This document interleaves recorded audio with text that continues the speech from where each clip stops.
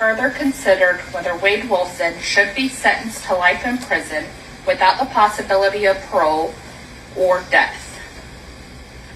We, the jury, find by a vote of 10-2 that Wade Wilson should be sentenced to death.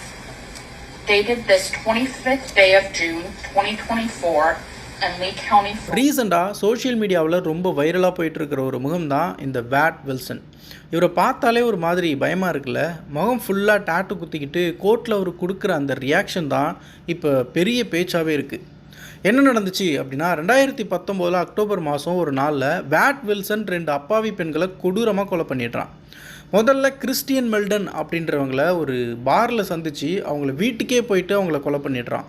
அதே நாள்லேயே கொஞ்சம் நேரம் கழித்து டயான் Ruiz அப்படின்ற இன்னொரு பெண்ணையும் ரொம்ப மோசமாக தாக்கி கொலை பண்ணிடுறான்.